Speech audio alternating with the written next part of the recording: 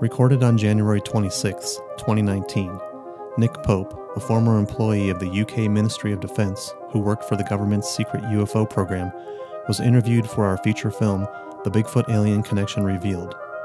Here's the interview in full, unedited. What are your thoughts on the ancient alien theory and how aliens may have impacted the history of our world? I'm very interested in the ancient astronaut theory. And of course, from Erich von Däniken, Chariots of the Gods onwards, there has been great speculation that perhaps some of the interesting and complex sites in human history might have something to do with extraterrestrials.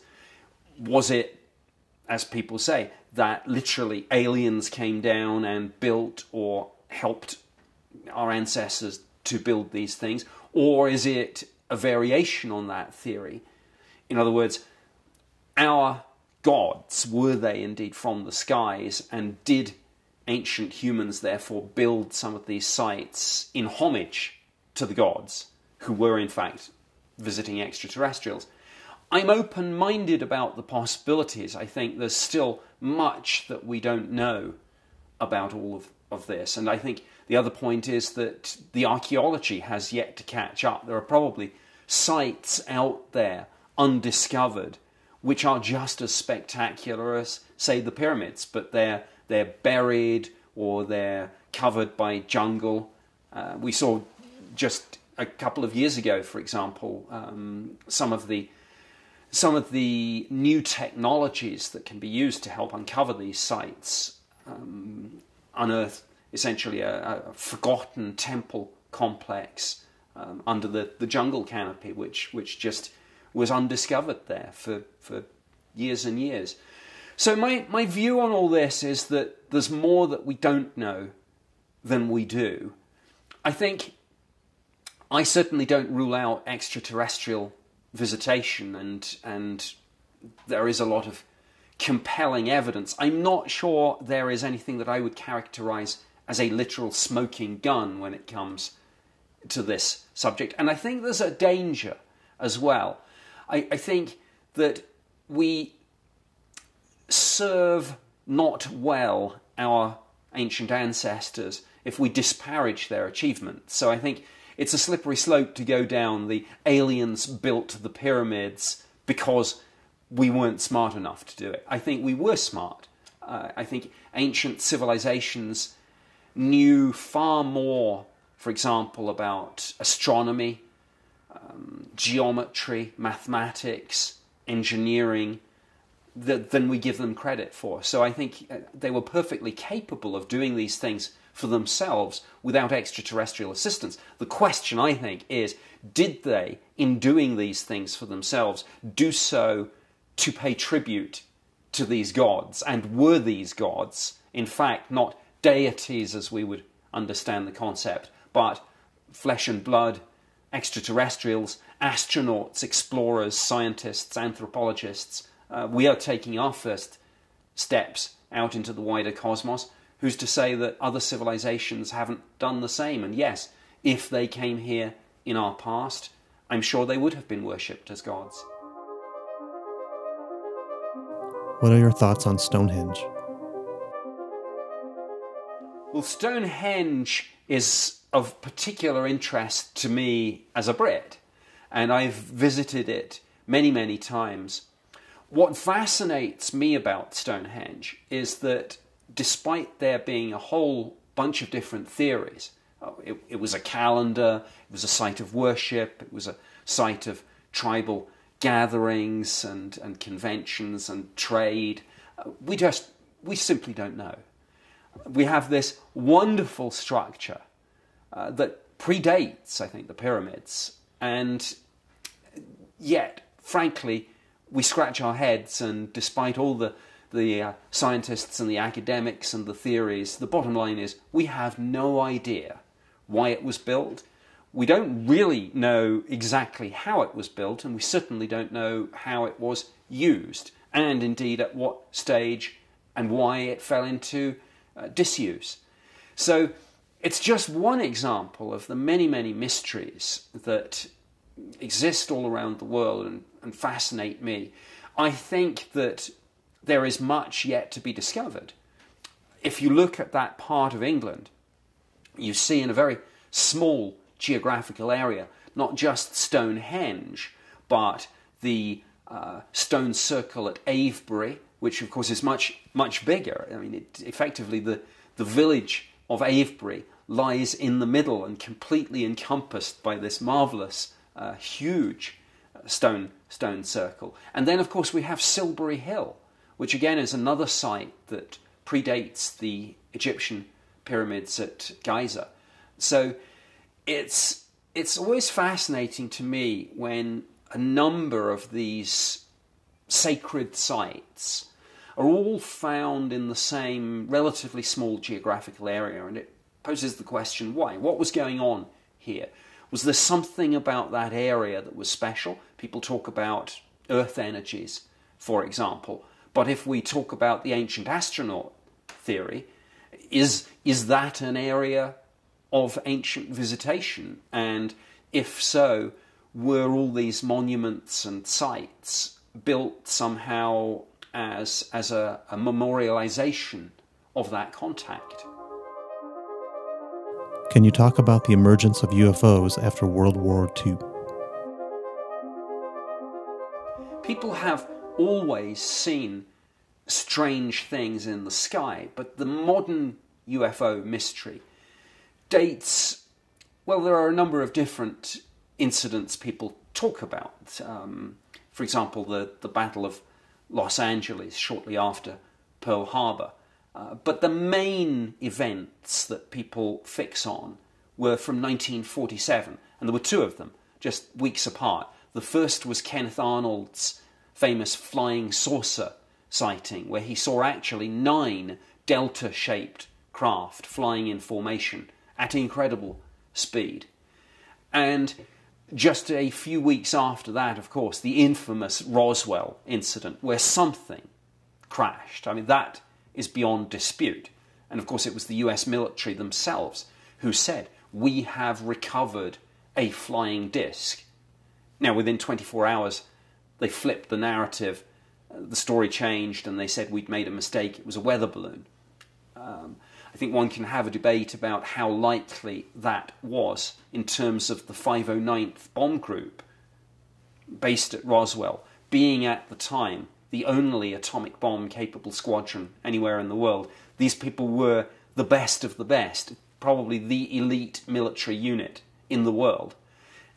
They saw weather balloons on an almost weekly basis because it was an area where they tested a lot of them. So it stretches credulity, I think, to say that, for example, the intelligence officer at the 509th Bomb Group wouldn't recognize a crashed weather balloon when he saw one. But be that as it may, 1947 is, I think, generally acknowledged to be the start of the modern flying saucer / UFO mystery.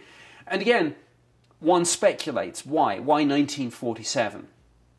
And I think one of the intriguing possibilities is that this was shortly after the Second World War, when we had done perhaps a couple of things that, in terms of emerging civilizations, if we put ourselves in that category, would have brought us to the attention of other more advanced civilizations in the cosmos. And those two things, which would have put us on the radar, so to speak, was that we developed and then used atomic weapons, and at the same time we developed and used rocket technology.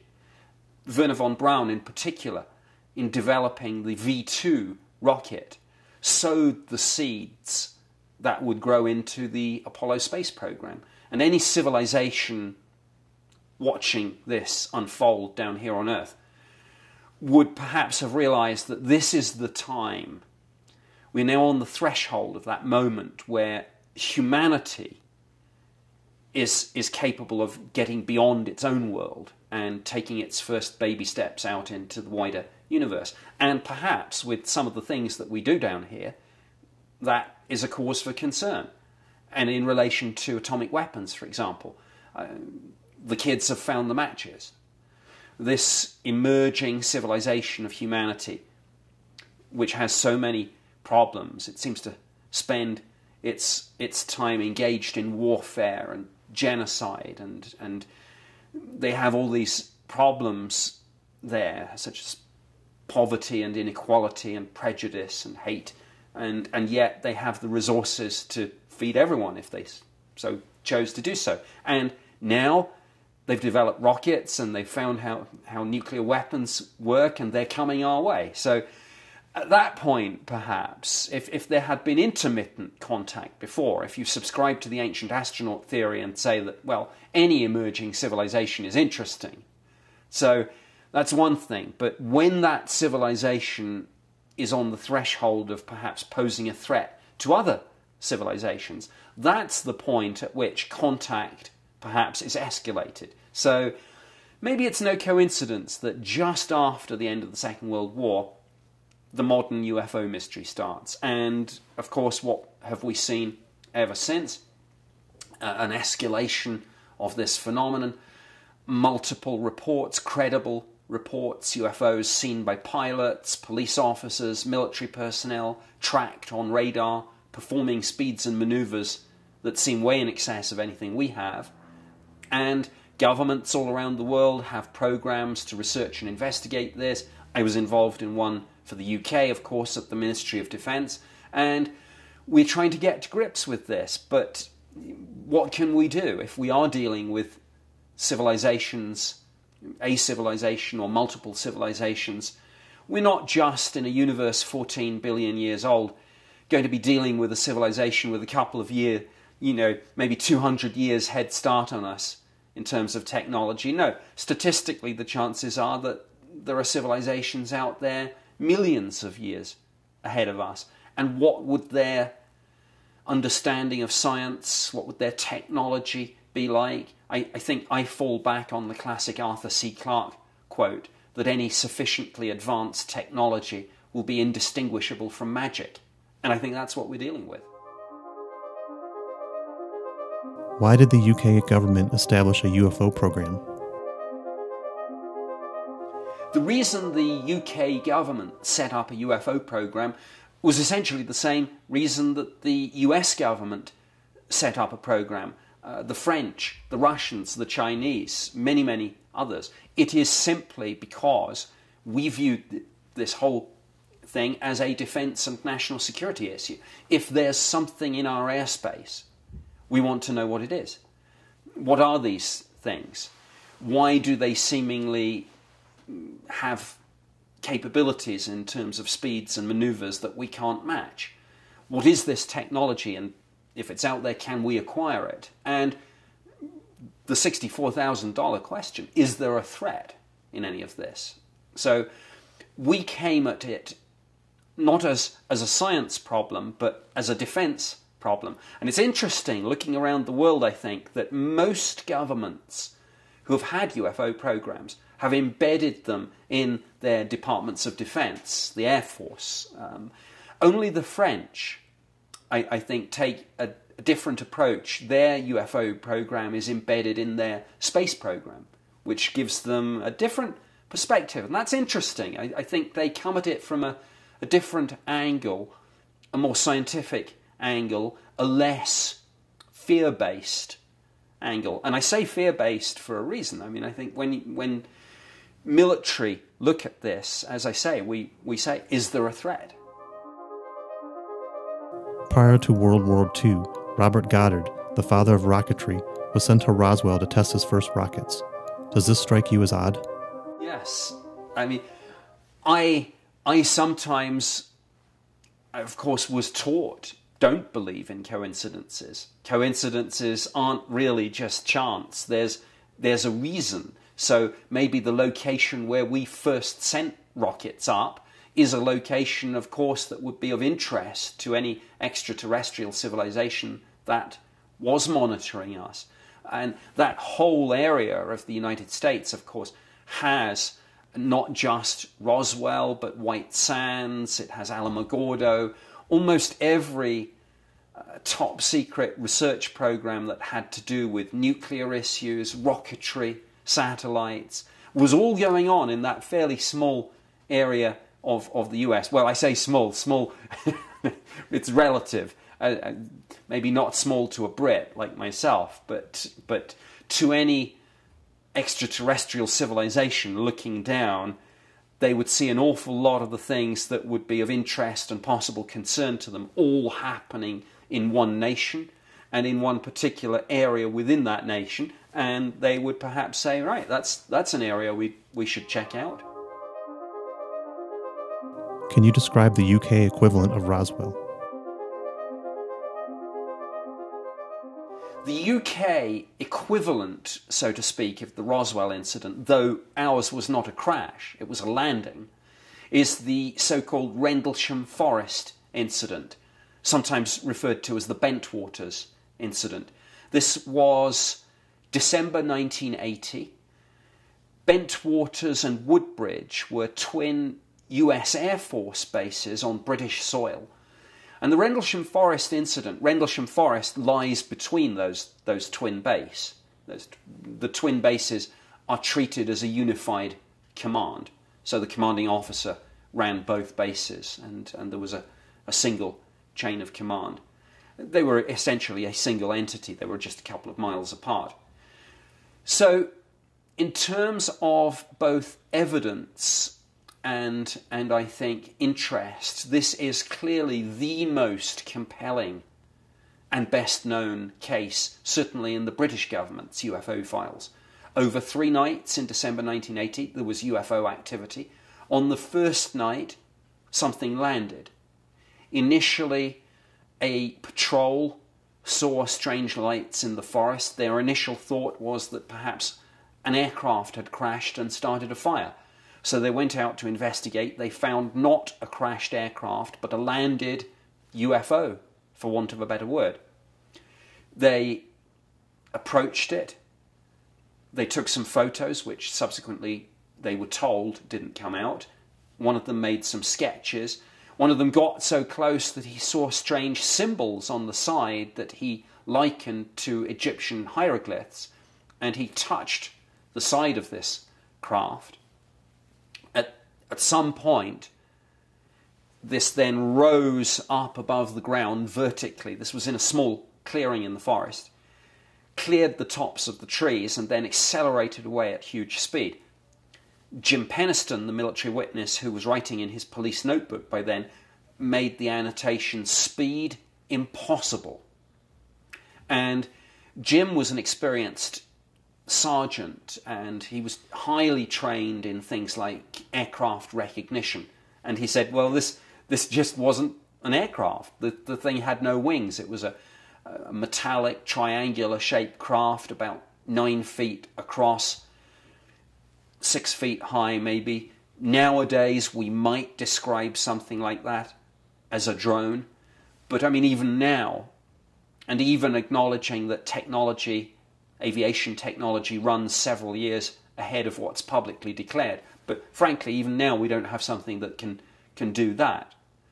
On the second night of activity, there was a disturbing incident, actually, where a ball of light passed through the open window of a military vehicle and went through the cab and out the other side, so traumatized one of the people involved that they subsequently had to be returned to the continental United States and posted elsewhere.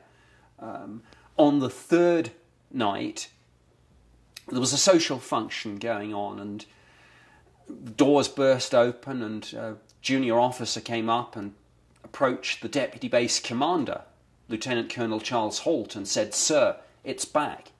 And Holt looked at him and said, "What are you talking about? What's back?"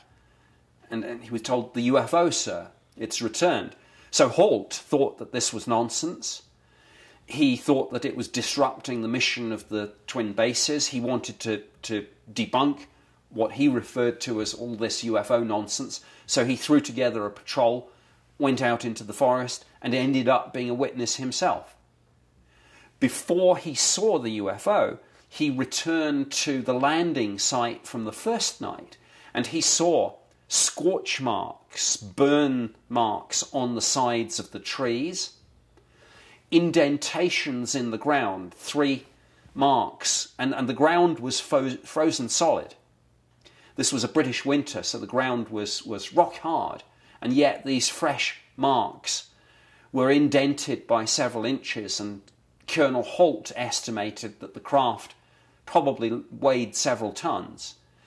And most interestingly of all, in evidential terms, he took with him the disaster preparedness officer, Sergeant Munro Nevils. Nevils had with him a Geiger counter, and they got peak readings off the sides of the trees facing the clearing, but particularly in the indentations. And subsequently, in the UK Ministry of Defence, when we looked at this, I mean, this was before my time, but when my predecessor investigated this case, the Defence Intelligence staff, the scientific and technical intelligence experts in the Ministry of Defence, said that the radioactivity levels recorded at the landing site seemed significantly higher than the average background. And all this is not disputed. These documents have now been declassified and are in the public domain in the UK's National Archives. So there's no debate about the data and the authenticity of the documentation. It's all out there. So the Rendlesham incident is absolutely, I think, a perfect storm in terms of what makes a UFO incident compelling. Multiple nights of activity, military witnesses. The UFO was briefly tracked on radar. We have the physical evidence in terms of the indentations, the burn marks, the radioactivity. And then we have the paper trail of documents, both United States Air Force documents and UK Ministry of Defence documents, setting all this out. It really doesn't get much better than that. What are your thoughts on the Rendlesham incident? When I look at a case like Rendlesham, and even though it took place before my time, I did what cops would call a cold case review of this in 1993. And I'm faced with that catch-22 that we always found with the best cases in our files. I can tell you what it wasn't. I mean, it wasn't an aircraft, it wasn't a weather balloon or satellite, meteor, bright star and planet. It wasn't the light from a local lighthouse shining through the trees. It wasn't a drone. It wasn't this, it wasn't that. But I can't tell you what it was. It was unidentified. It was unexplained. But those terms don't mean extraterrestrial spacecraft. They don't mean interdimensional intrusion. They don't mean time travelers from the future. It just means we were not able to come to a determination and find an explanation for this. It's frustrating, but to use the police analogy again, it is rather like an unsolved crime in the police files. Most of what I did, and I was just one of a number of people who held that position over the years, the MOD's UFO project dated back to 1953, though we had some earlier cases that were looked at on an ad hoc basis. But most of what we looked at had these conventional explanations in terms of misidentifications and hoaxes. But a case like Rendlesham, unexplained. And of course it's frustrating, but it just sits there on the file like an unsolved crime in the police files until and unless some new piece of evidence, might be a witness, might be a document, might be some of the physical evidence we know was removed. One of the documents, for example, talks about the Commander-in-Chief, United States Air Force in Europe, General Gabriel, visiting the bases shortly afterwards, being briefed about this, and removing various items back to his headquarters in Ramstein, Germany. After that, the trail goes cold. Maybe it ended up in the files of the Pentagon's program, ATIP, which we're now only just beginning to find out about and uncover paperwork about. So all of this is not a snapshot in time, but it's a process. And even though Rendlesham Forest was 1980, the debate, the discussion, perhaps even the investigation continues. And I'm not being flippant when I say unless some new piece of evidence comes to light. With what we are now finding out about the Pentagon's ATIP program, I wouldn't rule out, perhaps, over the next few weeks and months, maybe more documentation coming to light. We know Congress is taking an interest in this. Will there be formal hearings? Will we find out about Rendlesham Forest and maybe some other cases too? I don't know, but we certainly are in interesting times with this subject. Since you were part of the government, can you tell us if the UK Department of Defense was hiding any knowledge of UFO activity and technology? Governments are inherently secretive organizations. When you're dealing with the government, the military, particularly with military intelligence and the intelligence community, the wider intelligence community, these are inherently secretive organizations. These are inherently secretive people. The default position, if we can get away with it these days under Freedom of Information Act, is still say nothing. And if pressed, say as little as possible. And even in relation to the Freedom of Information Act, there are, of course, all the national security exemptions that can be brought into play. Now, I've looked at the UFO issue from within the UK government. I can say that while we consistently downplayed the true extent of our interest with the British Parliament, with the media, with the UFO community, and with the wider public, we were not actively involved in covering up evidence of an extraterrestrial reality. And what I mean by that is we kept an open mind about the UFO phenomenon. We didn't rule out an extraterrestrial explanation. And we certainly had in our case files some interesting evidence, but we didn't have this smoking gun proof.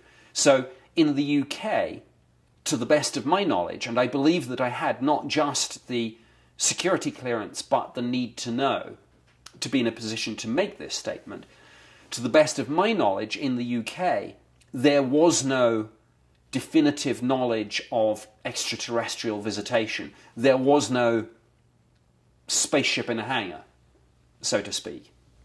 If that kind of situation is a reality, I suspect that it's in the United States, maybe Russia too, who knows, not the United Kingdom. I did this from the inside in the UK.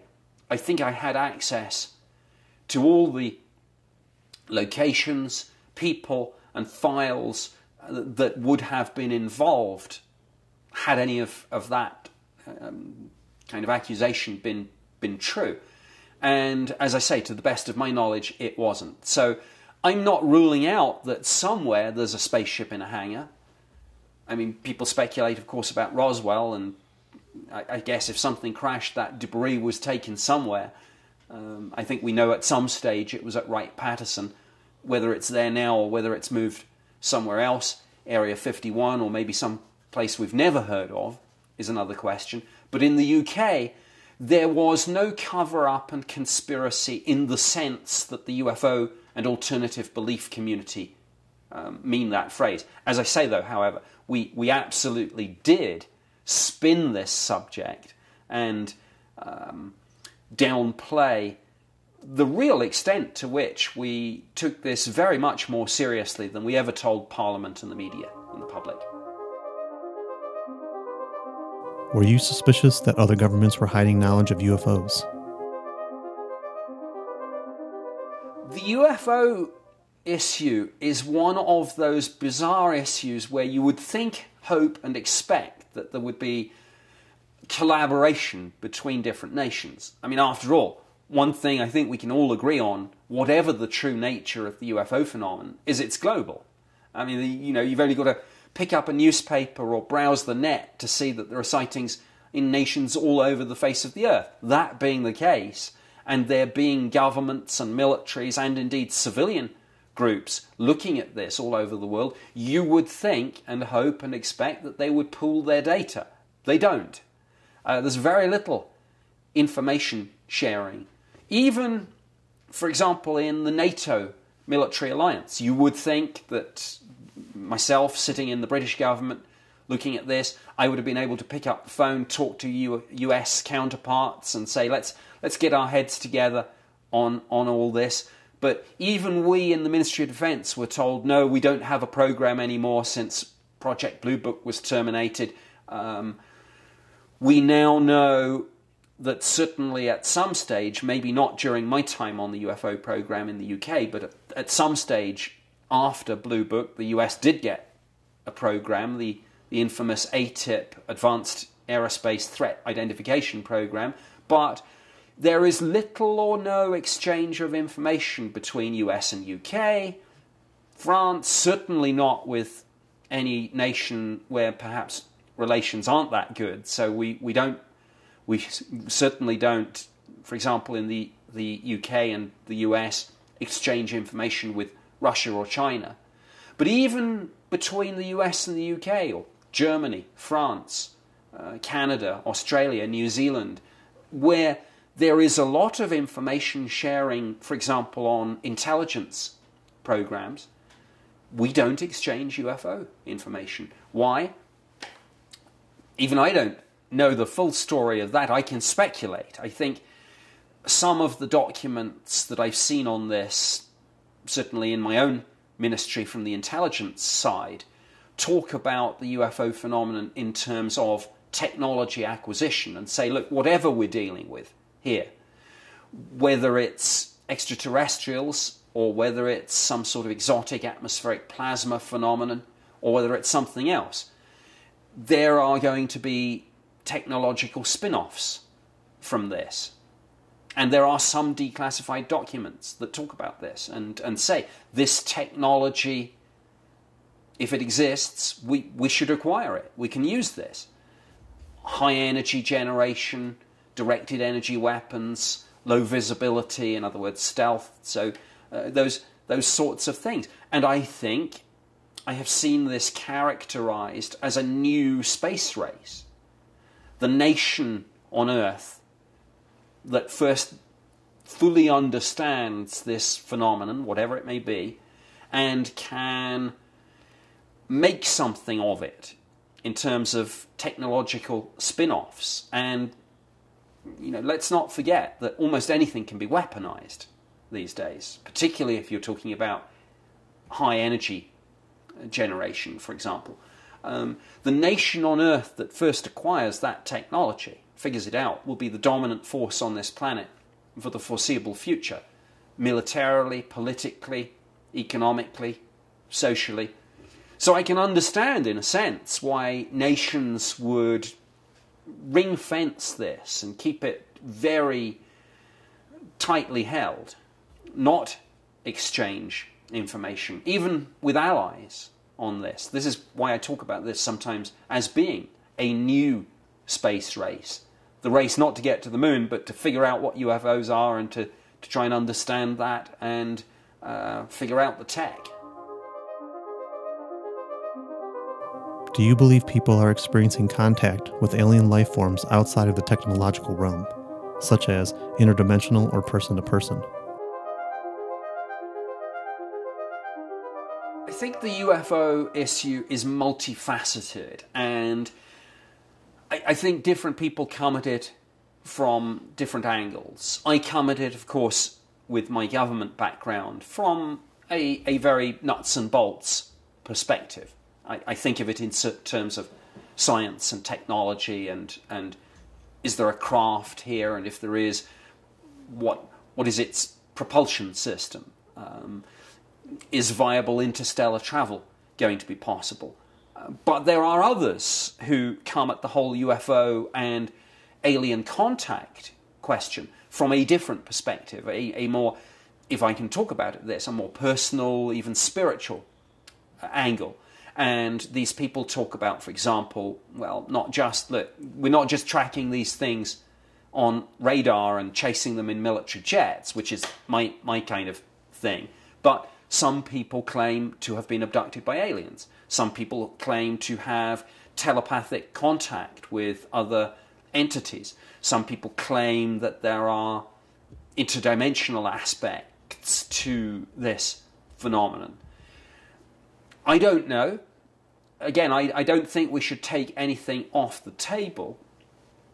What is interesting is as recently as I sit here and talk about this, as recently as last week, I acquired from the DIA's Office of Corporate Communications a letter that the DIA sent to Congress about the work that they were doing under the ATIP program. And before you think that I'm going to go down a very nuts and bolts road again, the 38 defense intelligence reference documents that were cited to Congress get into some of what might be described as almost the more New Age kind of stuff. Literally, there is reference in there to stargates, for example.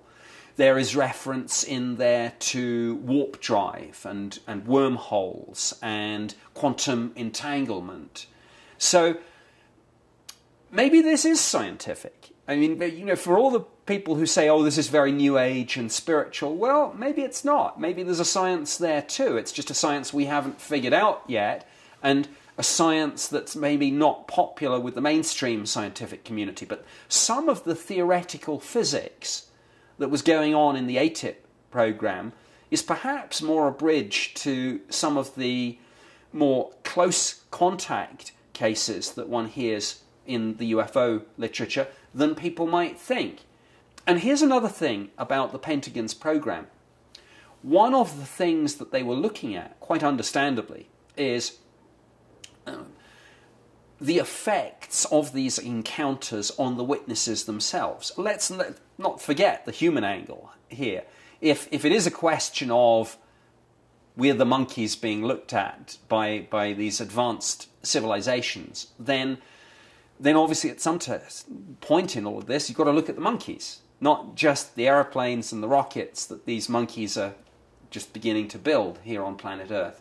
So it doesn't surprise me that the ATIP program were looking at the human effect. Now, part of that was looking at the effect of, for example, things like electromagnetic fields on close encounter witnesses. But I think it goes deeper than that, and we're only just beginning to find out some of the more, I suppose, I'm loath to say it, but fringe science, kind of far out theoretical physics that these people were dabbling in. But it's not my background, so I find this area more difficult to comment on with any authority. But heck, I know what I don't know, and I would never say, oh, that's nonsense, just because I don't understand it. And who knows, at the end of all this, if we ever get a definitive explanation, if there is one single neat solution to this, and I'm a little doubtful that there will be one, but if there is, it may take us to some new and interesting places, and it may be that some of the less likely scenarios, to my mind, turn out to be the correct ones. So for all the people like me interested in fighter jets chasing UFOs and radar operators tracking them, maybe the people taking a more personal look at this, a more spiritual look, looking at the alien contact, the telepathy, maybe they're right and I'm wrong. Who knows? Do you believe there is correlation between Bigfoot and UFOs?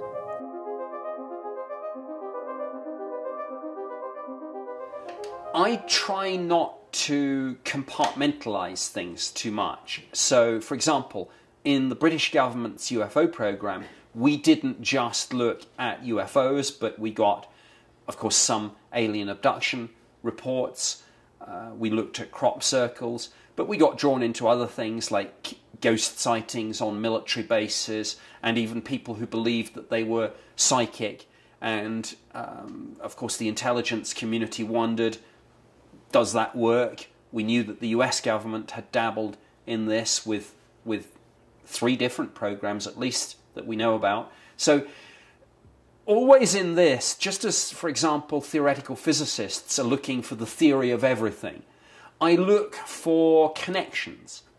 I look for a way to maybe take what look like separate mysteries and ask, is there a connection? Is this perhaps actually just different aspects of the whole?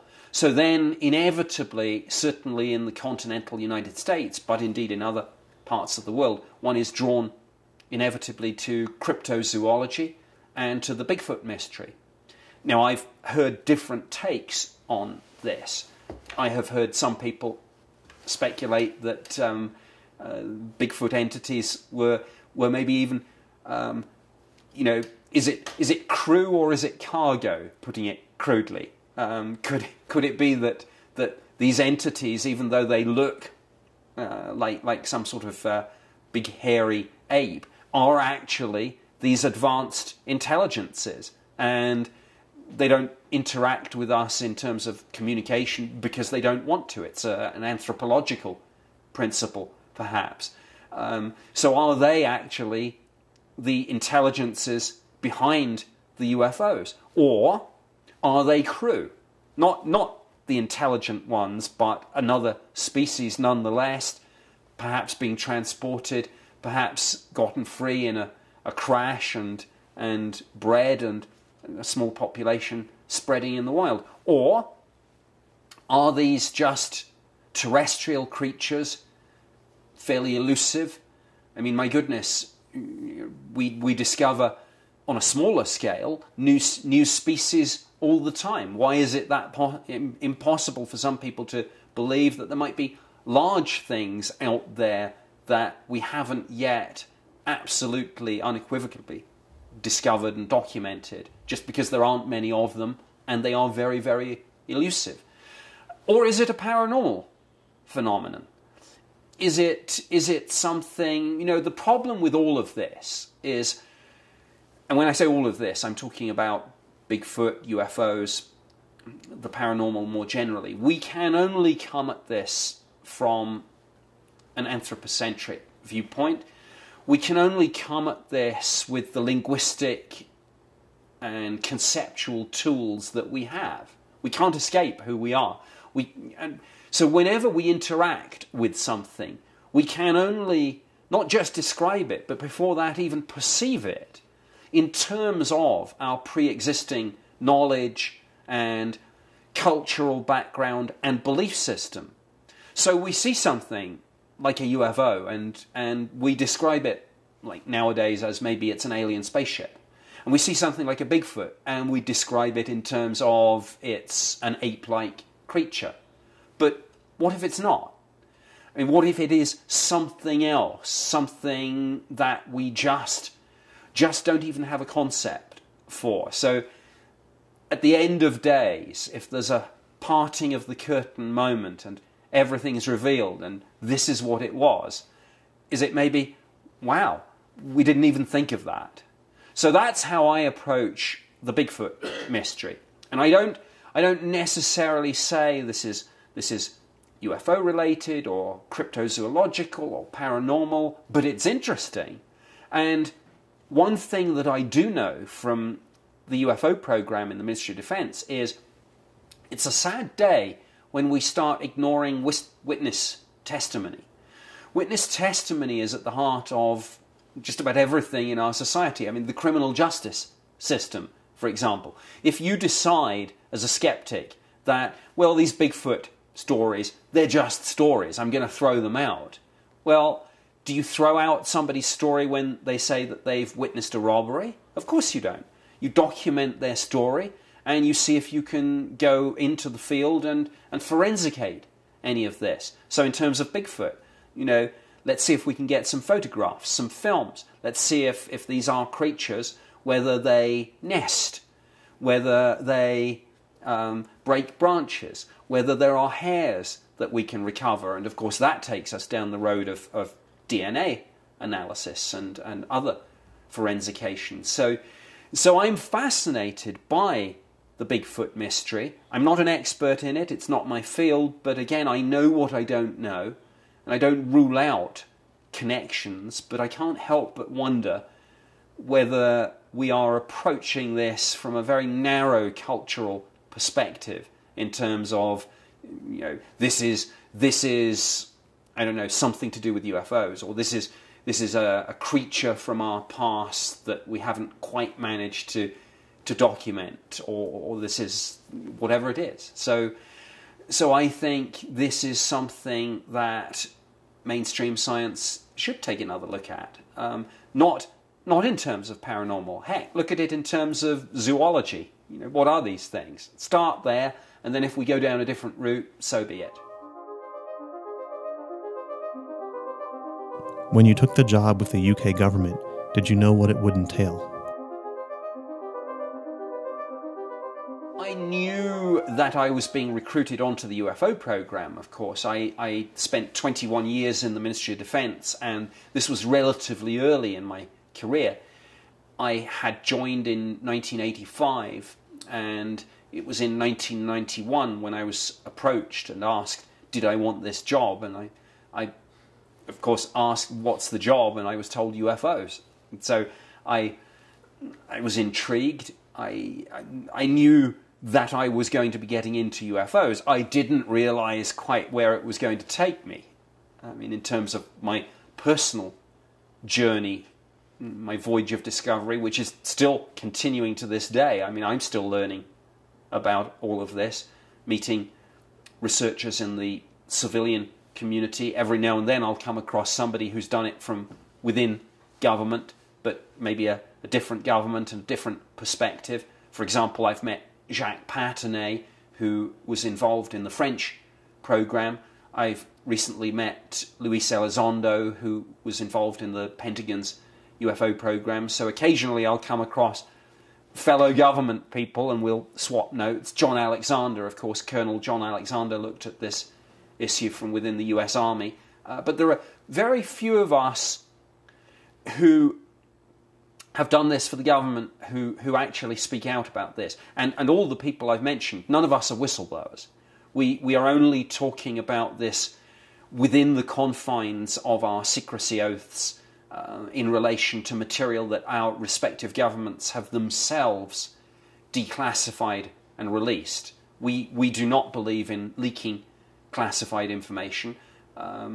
It's irresponsible on any subject, because inevitably the people leaking the information don't know what the consequences are of leaking it. But also we've taken an oath, a vow of secrecy, and when I promise to do something, I take that promise seriously.